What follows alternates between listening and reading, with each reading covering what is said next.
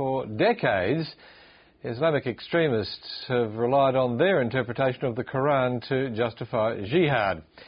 But last year, a respected Muslim scholar and jurist issued a fatwa against terrorist and suicide bombers, warning that violence was a breach of the beliefs of Islam. Dr. Tahir-ul-Qadri is a former professor of law at the University of Punjab and advisor on Islamic law to the Supreme Court of Pakistan. Muhammad Tahir-ul-Qadri, welcome to the studio. Nice to have you here. Thank you very much. Can we talk about Afghanistan for a moment? What impact do you think the gradual withdrawal of Western forces after being in the country so long is going to make for the future of the Afghan people? I think when NATO forces took over, they had ultimately to give the possession finally to the Afghan people. This was in their original plan, and it had to be.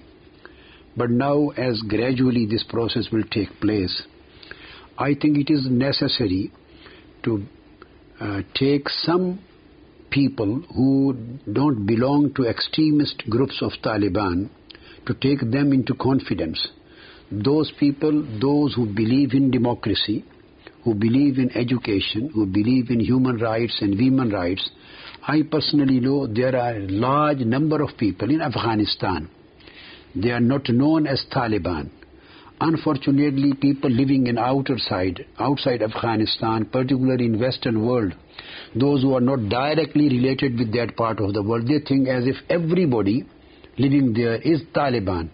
Has the United States and its allies, have they done enough to foster those and support those people who support democracy, who are broad-minded, not the narrow-minded people of whom you were speaking? When Afghanistan became independent and Russian occupation was ended, I went there in Kabul at that time along with 25 officials and leaders of my movement just to congratulate them and to provide them some humanitarian aid for rehabilitation of the country, for rehabilitation of people, as much as we could do at that time. This was humanitarian aid. So I met many people at that time who were totally against Taliban and against Talibanization. And they were not Taliban-minded people. I don't know where they are now. They must be contacted. At that time, Professor Sibghatullah Mujaddidi, he was the caretaker, or you can say interim president of that time. So he was also one of my friends.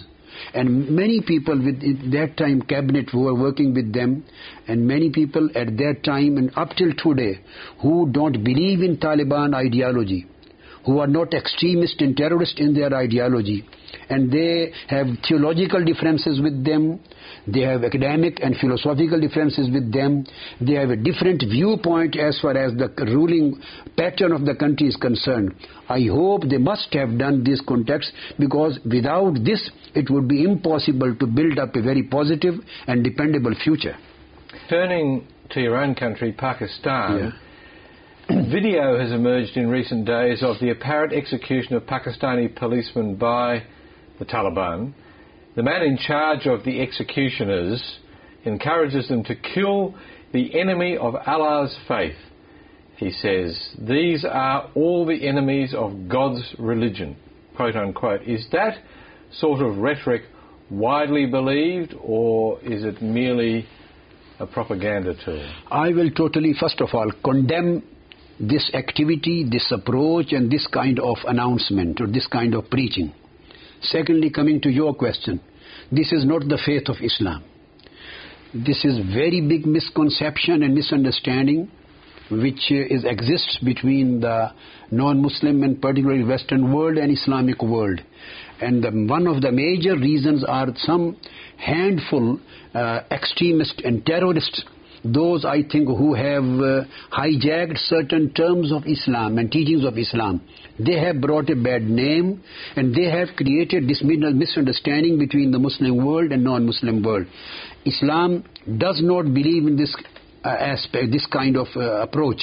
Islamic viewpoint is that life and blood of a non-Muslim is equally substantially and equally significant as the life and blood of a Muslim. If what you say is the case, why is it then that other people of faith are able to convince, what is it in the Quran or in the teachings of the Prophet that enable them to say to people that suicide bombing, acts of terrorism are justified, and in fact to announce their own fatwa in that way?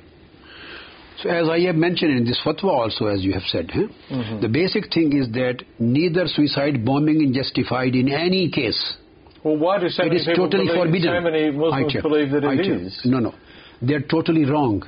Many people among the Muslim community do not believe it. They are a very small minority. These are criminals. These terrorists are totally criminals. They are crazy people. They have never learned the proper teachings of Islam. They are not scholars. And they have never learned the proper classical books explaining the teachings of Quran and Sunnah. They are just warriors. Either they have some political agendas, or they are reactionaries of certain international political situations which they are dissatisfied with. But instead of doing these activities on the name of their political agenda, unfortunately they are misusing the name of Islam.